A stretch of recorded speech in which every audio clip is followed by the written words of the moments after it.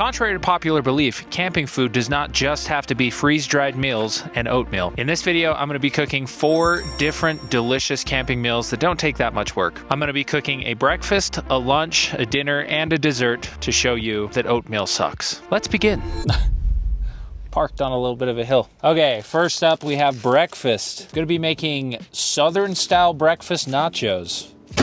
Kind of weird, but delicious. First ingredient we're going to need is some corn tortillas. I'm just gonna make my own tortilla chips. Obviously, you can bring your own. I just figured this is a cooking channel, so why not? Going to need some oil to fry them in. I have peanut oil. Gonna need some cheese to go on top of our chips.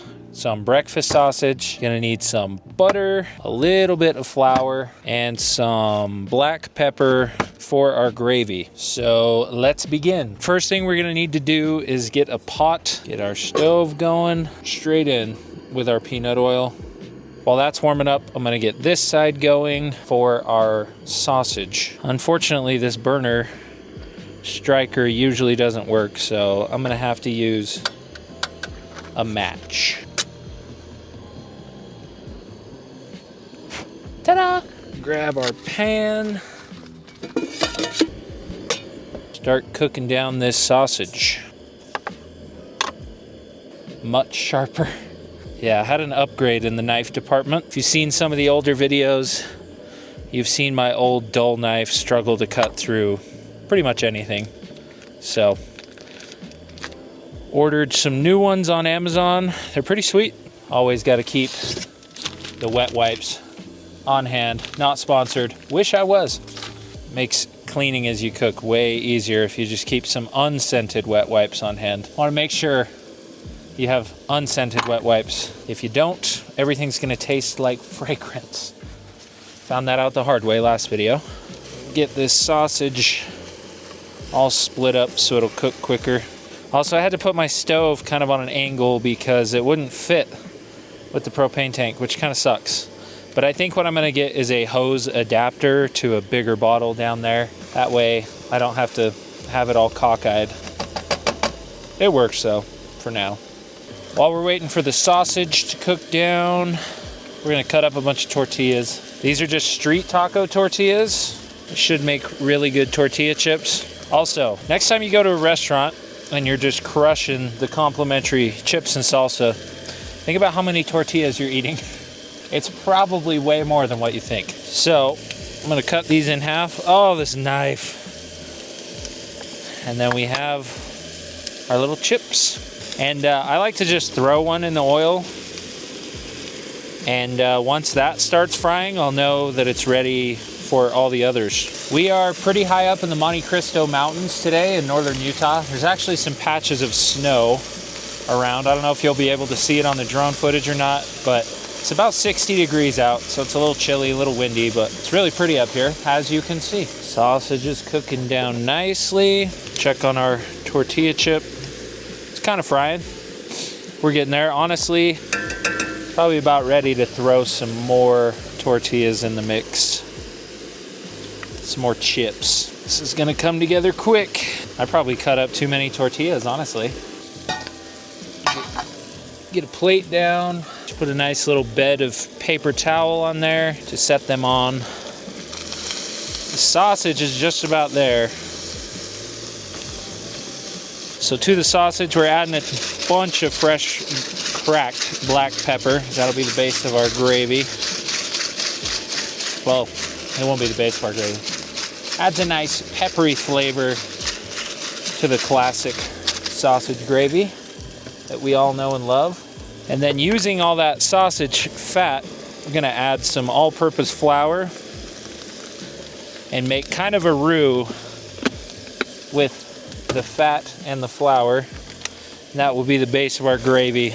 You can see the flour kind of cooking into there, thickening everything up. Now, if you didn't want to use the sausage fat, you could always use butter as well. Be nice and easy. I might even need a little bit more flour. Oh, that's a lot. Oh boy. Our gravy is gonna be thick. Then we're gonna add a little bit of water. You can also use milk and it will be even better. We just didn't have any milk at the house. So what are you gonna do? Gotta go grocery shopping. Just gonna stir everything together. Drop the heat nice and low, and it will thicken up to a nice sausage gravy. Oh boy, need a lot more water. Too much flour. A little bit of flour goes a long way, apparently. There we go. This is going to be entirely too much sausage gravy. Also, we gotta check on these chips. They're getting there. Oh no. Just keep stirring in that flour. It's gonna thicken right up into a gravy. Start pulling chips out. Thank you, assistant. And immediately after they come off, you're gonna hit them with salt. We'll go on with a few more chips. There's our gravy. Honestly, I'm just gonna kill the heat. Now, if you use milk, it'll come out a little bit whiter, a little bit more of a lighter color, but this will work just fine. More flour you add, the thicker it'll be. You can also use cornstarch, whatever you want. You can even use breadcrumbs, actually, or like chunks of bread to add. That will also work in a pinch. All right, well, this first batch of chips got a little crispy. They're good though, nice and salty. Well, we have a ton of sausage gravy. I'm gonna try and add it to this bowl. No way. No way it fits. I didn't think that was gonna happen. Sausage gravy is done. Have a look at that. Oh my gosh, that's hot. Oh boy, there's a lot going on. Chips are also done, the second round. Also burnt these a little bit, but the nice part is if you take them a little bit too far, the gravy will go on top of them and it will soak in, and you'll be just fine. The more sturdy the chip, the better, I feel like. I'm gonna hit those with salt real quick. Turns out we don't actually need butter. I lied. That's on me. Now that our pan is somewhat clean, not really, but clean enough, we are going to cook some eggs to go on top of our nachos. I'm gonna, ow, that was a really bad idea. I just burned the crap out of my hand. We're just gonna grab some peanut oil with tongs. Works really well. Go on with a couple eggs in our pan.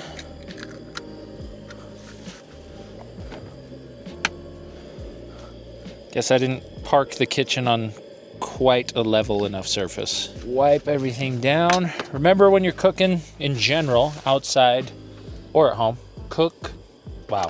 Remember, if you're at home or outdoors, to clean as you go through the cooking process. It'll make it 1,000 times easier. To our eggs, use some black pepper and a little bit of salt.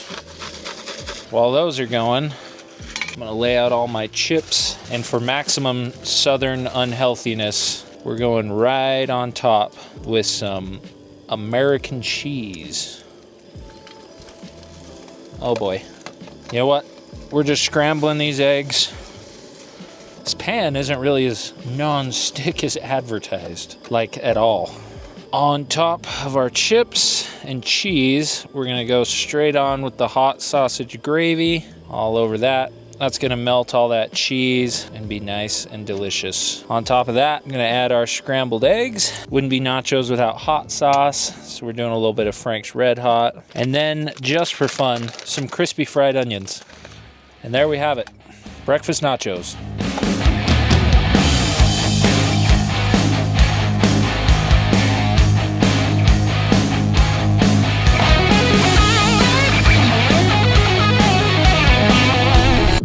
There you go.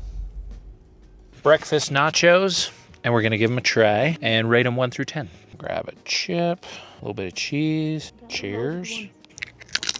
It's very good. Oh, that sausage gravy, delicious. Yeah, I'm glad I made the chips extra crunchy because they're still super crunchy, and this has been sitting while we film B-roll and snap thumbnails and stuff, so really good. Yeah, way better than store-bought. I would give those a solid 7.5 out of 10. I think they're really good. I think the only thing I wish I would have done different is do cream or milk instead of water in the gravy. And it's mostly an aesthetic thing. Like, I think it just looks better. But what about you? What would you give it? 7, you said 5? 7.6.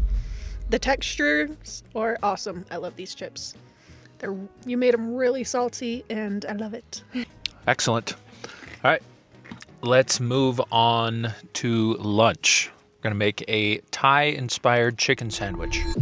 All right, it's so windy, I moved you guys back here, so don't blow over. But it is time to make the Thai chicken sandwich. For our ingredients, we're going to need a chicken thigh. I'm gonna be using this Thai crispy flour curry mix. We're gonna need some flour, gonna need some brioche buns, garlic aioli, some pickled jalapenos, and some honey. We're gonna be using the same peanut oil to fry in this time, so we're gonna get that heating up yet again. And while that's going, we are going to start breading our chicken. So it's really windy. Normally, I would probably just make a dredging station, but since it's really windy and stuff's gonna be blowing everywhere, I'm gonna be using the camper's best friend, Ziploc bags. Start by getting our egg wash station ready. This will help everything stick to the chicken. Just crack an egg into a Ziploc. Squish it all up. And that will coat our chicken. And then we're gonna grab another Ziploc and fill that with a little bit of flour, just a little bit. So we're gonna take our chicken thigh, transfer it into our flour, seal the top, shake it up, get it all nice and coated. Open up our egg wash bag. There's our nicely floured chicken thigh. Throw that in the egg wash bag, and then to our flour bag, we're gonna add this Thai curry crispy flour mix. Oh wow, that smells really good. Does it? Yeah, smells very Thai inspired. Oh no. Uh-oh. So we have our flour covered chicken thigh. Gonna toss this around in the egg. It'll help everything stick.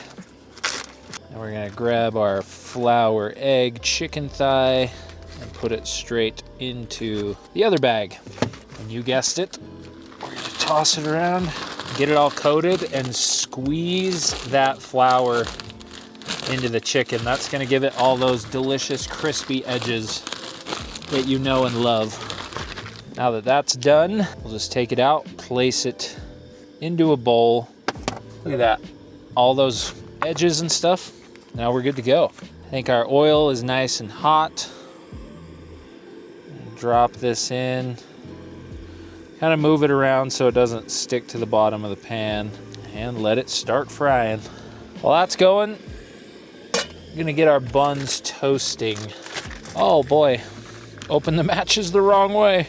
Well, it smells very Thai. Get our pan hot. Coat the bottom of the pan in some delicious butter. Take our brioche buns. Look at that goodness.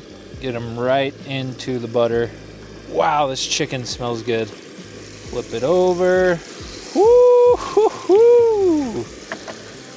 That is looking delicious. I'll show you guys as well. The smell coming off this is unreal. It smells fantastic. Starting to get a little toasty. I want to go a little bit more. Just keep moving them around in the butter.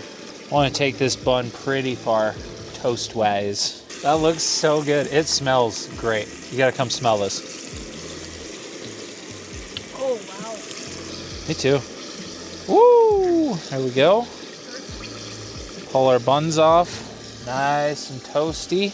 I'm gonna let these cool off. When they're hot, they are really soft. And if you start stacking everything on top of it or sauces, it'll just soak through that crisp and kind of ruin it. So you want to let them cool off for a little bit. Oh, this chicken is going to be so good. I can't wait. All right, I think our chicken's about done. I'm going to pull it out, let it rest for a few minutes in this bowl. Mainly just to cool off because this thing is 200,000 degrees. While it's nice and hot, add some salt. Our buns are nice and toasty and have cooled off. Bottom bun and top, we're going with some garlic aioli. Just hit it on one of the sides, spin it together. And then on top of that, I'm gonna do some pickled jalapenos. Add as many or as little as you want. I'm gonna add a decent amount just because it's going to counteract some of the sweetness later. Here's our chicken. I'm just gonna make sure it's cooked all the way through real quick, just in case. And look how perfectly juicy that is. Wow, well done, me. Okay, so we're gonna put our chicken on there like we never even cut it. And then right on top, we're just gonna drizzle some honey. And then we crown our king, the sweet and spicy Thai fried chicken sandwich. Cue the B-roll.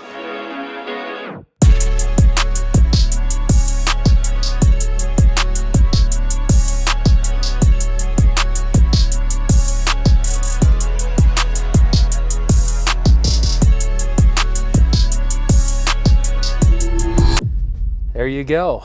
The sweet and spicy Thai-ish chicken sandwich. Perfectly fried, nice and juicy. Cheers. Mm-hmm. Ooh, ooh, that's good. Mm-hmm. That's way good.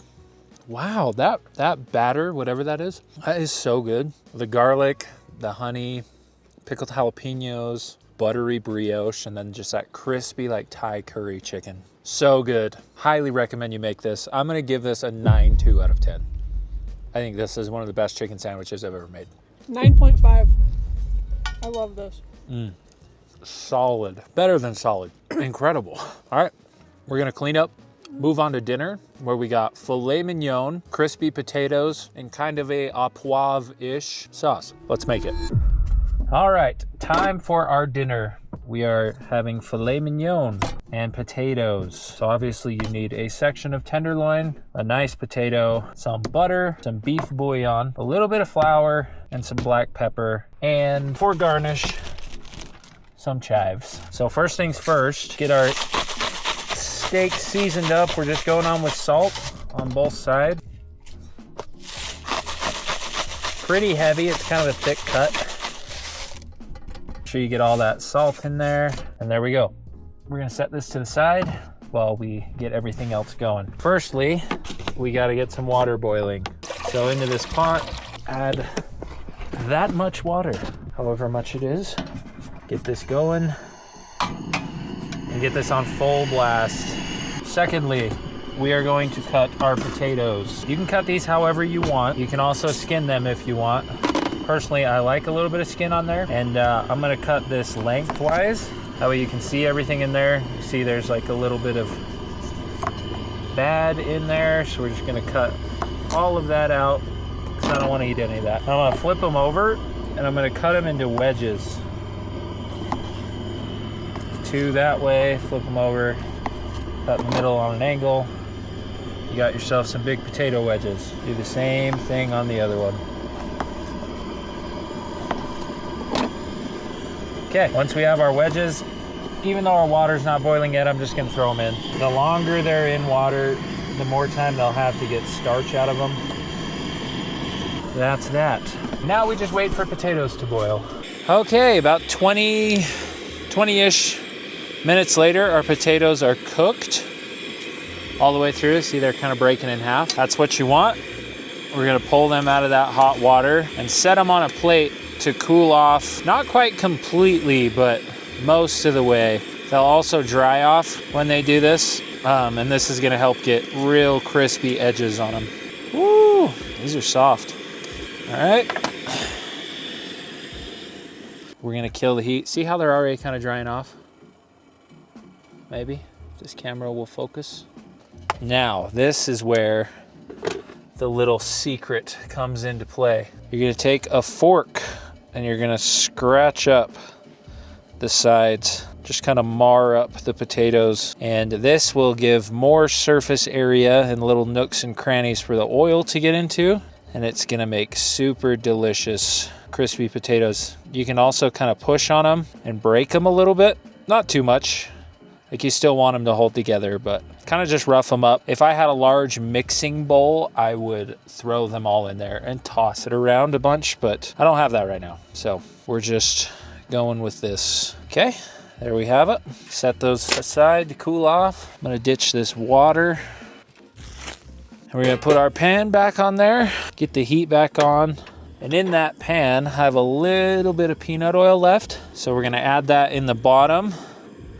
Not a ton, kind of just looking for like a shallow fry, kind of like that.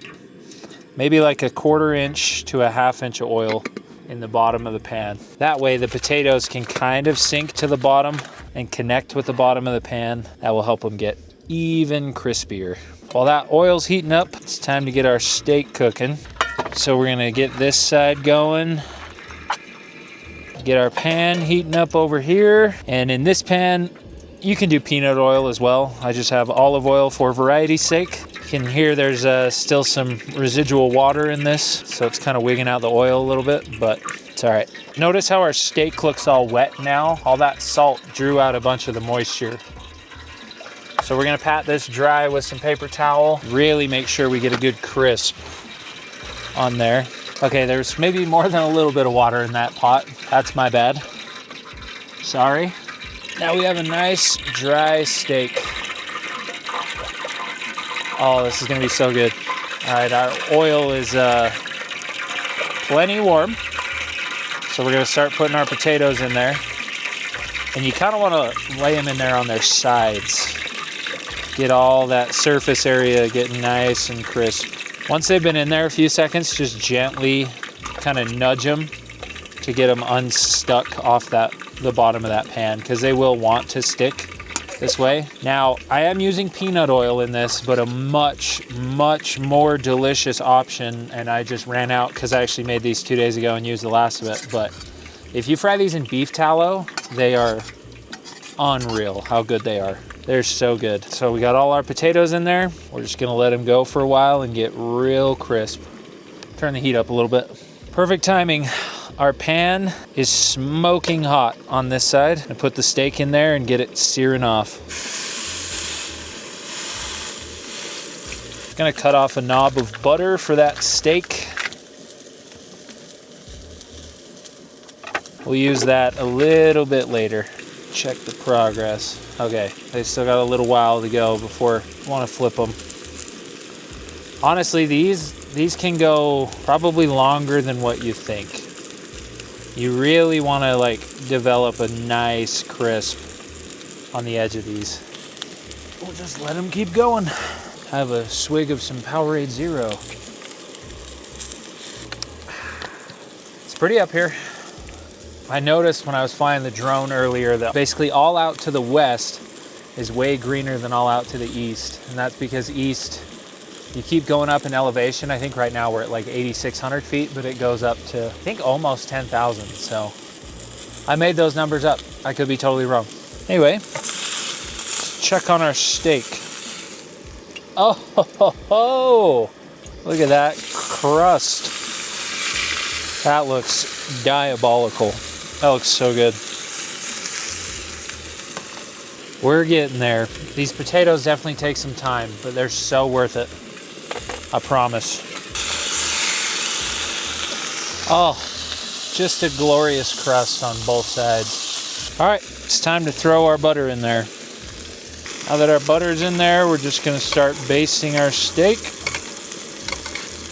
And I think our steak is just about done, so I'm gonna pull it off and let it rest. There you go. Now, it's time to make our au poivre sauce. So into that butter and oil, I got beef bouillon. We're gonna sprinkle in a bunch of beef bouillon in there. This is a very non-traditional au poivre. I don't even know if I could call it an au poivre, but I'm gonna do it anyway. I'm gonna add some flour, just a little bit. And I really wish I had some cream, but I do not. So I'm just gonna add a little bit of water. And we're gonna start whisking everything up. Leave that on the heat to thicken up. It's time to flip our potatoes. Look at that golden crisp. That's exactly what you're going for. These look insanely good. Just gonna flip them all over to the other side. Get that dark golden brown crispiness on both sides. They only need a few more minutes on that side. Just gonna keep cooking this down until it's a nice thick sauce. Oh, real quick. Bunch of black pepper. Once the sauce is the consistency you want it, you're just gonna turn off the heat. And we got like this nice, perfect, rich, creamy gravy to go on top.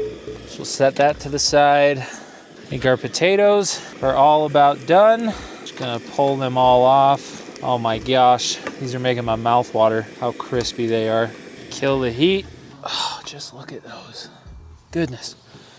And while they're nice and hot, hit them with some salt. Be generous because potatoes take up a lot of salt. They just kind of suck it up. And there's our potatoes. Okay, time to plate it up. Let's see how we did on this steak. I kind of like them anywhere from rare to mid-rare. Just go right down the middle. Oh yeah, it's a nice rare. That's honestly pretty perfect for me. Nice hard crust. Filet is also really lean, so I prefer eating it rare. Go on with crispy potatoes on the side. These look so good. They smell even better. Go on with our steak. Final crack of salt on the steak. We'll go on with our sauce. One last thing to finish. We got some fresh chives. Cut a bunch of really small chives. Just layer those on top. And there you have it. Filet mignon, crispy potatoes, and steak sauce. Cue the B-roll.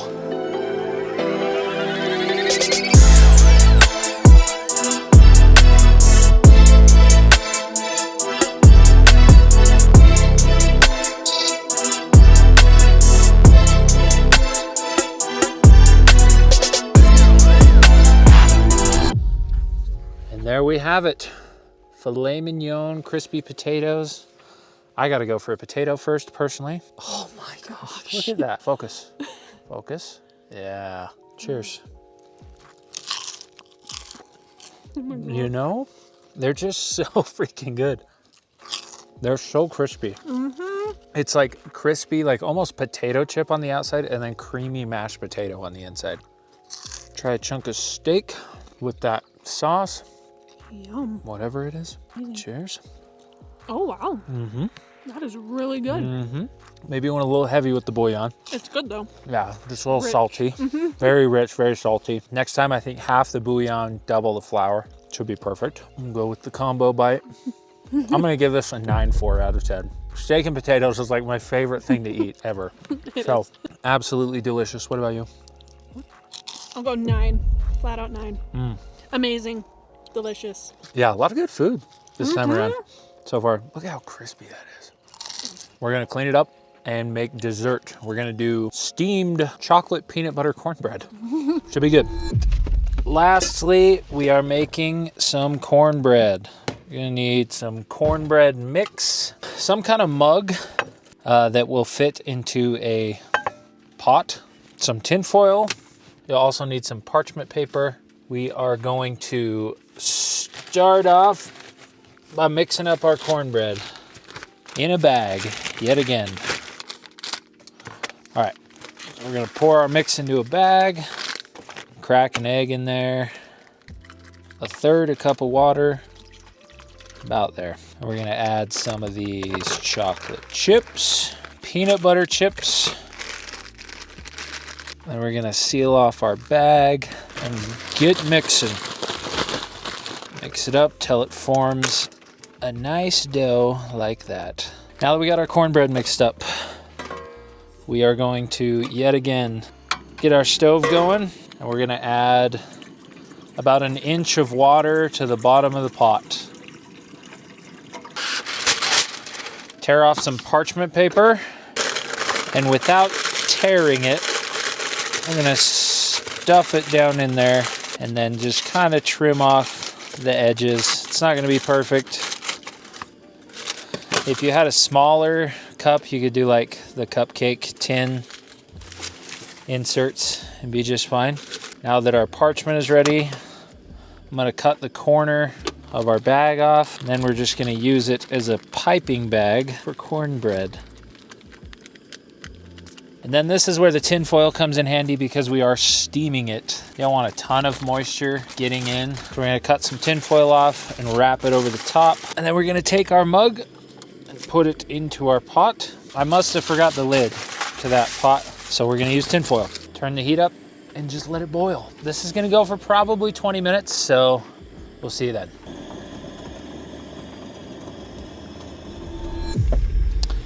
Okay, so we have a situation. It's going to be dark very soon and I don't have any lights to film.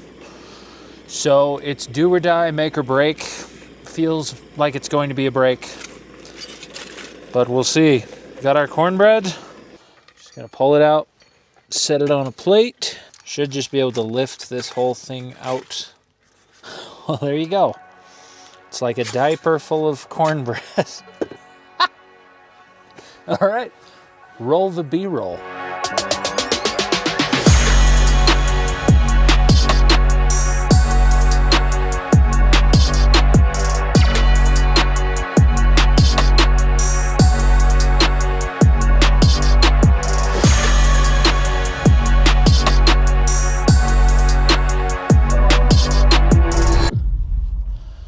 There you have it. Perfectly cooked cornbread. Oh, I did such a good job with this. I mean, it smells really good. It does smell good. And there are some cooked parts on top, like that. So we'll give it a try. All right, cheers. 3 out of 10. If it was cooked, it would have a lot of potential. It's just not. And we don't have any more time. So what about you? 4. All right. Lovely. Well, that wraps up this video. Hopefully you enjoyed these. Hopefully you go out camping and make these or make them at home. And if you do the cornbread, just bring a toaster oven and a power bank and you would have been fine. Yeah, thanks for tuning in if you made it all the way to the end. If you enjoyed the video, please consider subscribing. Also, I have a bunch of other cooking videos if you want to go watch those. Thanks for tuning in, and we'll see you guys next week. Peace. Bye. Are they playing Rihanna? That's awesome. Okay, bye for real.